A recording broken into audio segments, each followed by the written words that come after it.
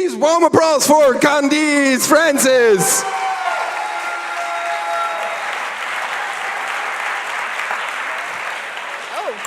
Sorry for that kind of destroyed welcoming. Shall we do that again? And I ask you on stage and you go systematically crazy? Come on, you shouldn't miss that. You sit down and I call you up and then you come on stage and people go crazy. Okay, please make some noise for the wonderful Candice Francis! Yeah! That's better. I have to read something loud because you wrote something to me that I really liked. I asked all the slammers before to tell me something about them so that I could introduce them to you. And I also, asked you, and you wrote, I generally spend my time entertaining and bothering people much smarter than I. Every now and then I bother them too much, so they send me away to some conferences for a while. I thank the organizers, your organizers, I thank your organizers.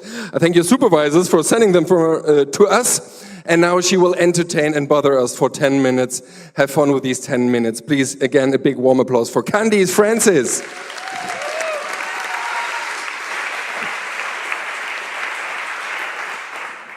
Well, the bothering is for sure. The entertainment, I'm hoping it works out. Okay, I hope this works. So anyway, the theme of the night was apparently title length. So I will talk to you guys a little bit about the length of my title. So I struggle a lot with picking like titles for things. I have no idea why.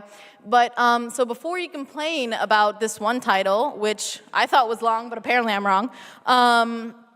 So I went through all these iterations. First, it was a shorter, more clear example, but then it was really boring.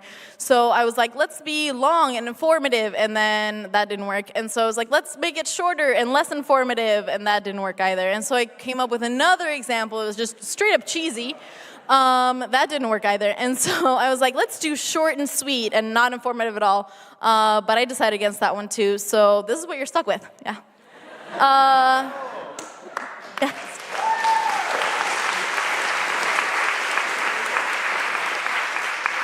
I live in Spain now, so I have to support their cinema. Anyway, so before I talk to you about bugs and really gross things, I will talk to you about something a little bit grosser. Love. Aw, isn't that great? Okay, so just so you understand the story, I need to give you a little bit of background about myself. So I'm from Argentina, in case you don't know where that is. That's right there. And clearly that means I know Lionel Messi, and I also dance tango, obviously, but mostly I speak Spanish. Spanish is my first language. And so when I was a teenager, I moved to the US, and I went there for college. And during college, I did some research, and so I studied dolphins and manatees and sea turtles, which naturally led me to studying bilinguals. So, no, just kidding. So there I was doing research. Actually, I actually did study manatees, dolphins, and sea turtles.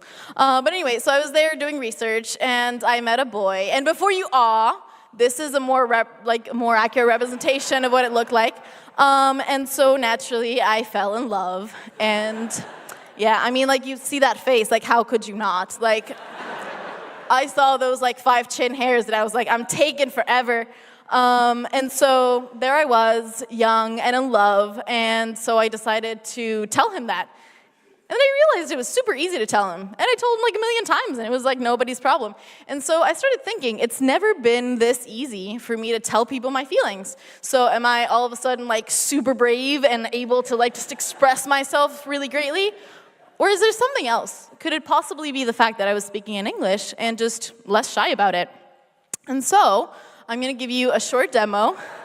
I need 3 non-native English speakers who would like to be my assistants. All right, so 3 non-native English speakers. Come on, be brave. Come on, don't make me point at people. I have a pointer. Come on. I do have a pointer. Come on, yeah. And yes, number 3, perfect.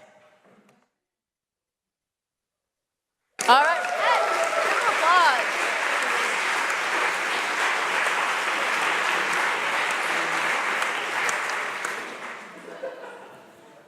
All right, so come this way.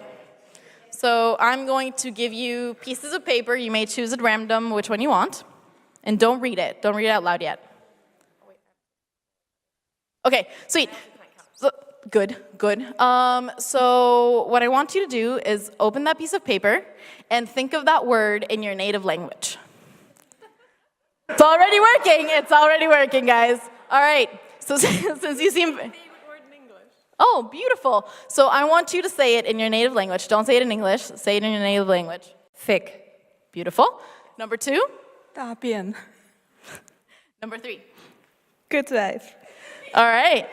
So we see a lot of giggling, a lot of nervous laughter. All right, so what was your word in English? It's fuck. Shit. Bitch. All right. Thank you. Nice to meet you back. All right, so that worked out much better than I expected.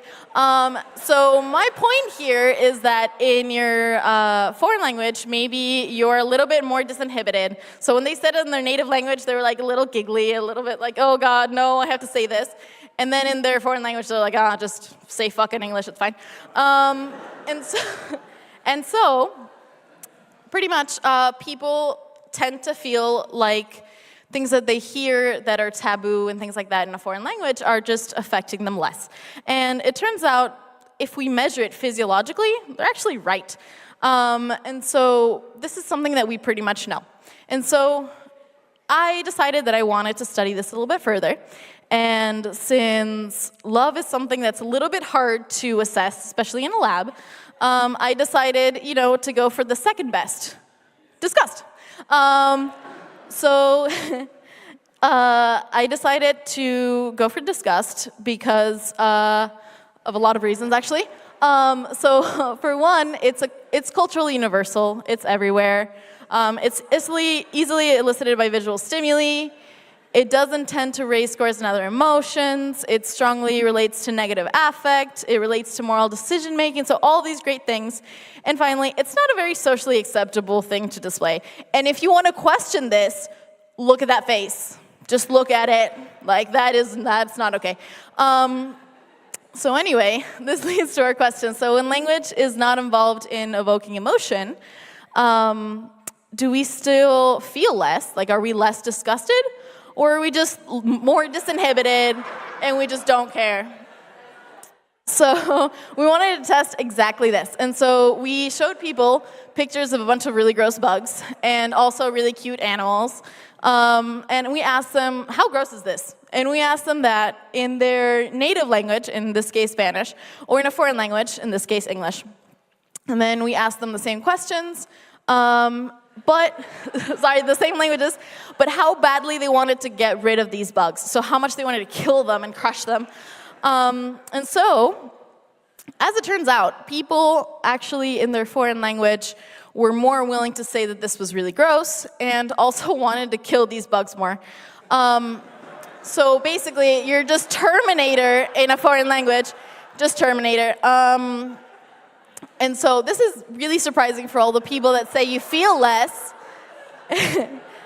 all the people that say you feel less in a foreign language, but it makes sense if you think about it as you're less inhibited. So does this mean, so basically you find a bug in your native language and you just scream internally and you just keep that to yourself, and then you see it in a foreign language and you're like, kill it with fire. Just kill it with fire. Pretty much. So this leads to the question, are we actually more honest in a foreign language? And so we mean honest, not bitchy, like we just mean honesty. And so this has a lot of repercussions for things like therapy, places where we want people to be honest, like feedback, negotiations, like all sorts of things. So it's a really important thing. And so the conclusion is that foreign bugs are just grosser than your local ones. No, I'm just kidding. It means that language context actually affects the way we act and we experience emotion. So it's actually really important what language context you're in, not just what language you're using. And so where do we go from here? So what we're gonna do is, our next experiment is we're going to take flamethrowers and we're gonna lock people up in a room, just covered in bugs, and we're gonna give them the instructions for the flamethrowers, either in Spanish or in English, and then we're just gonna see what they do. We're just gonna watch them. So we're waiting on our ethics committee, but they seem really excited. They're really going for it, like they're just all the way. So yeah, that's about it.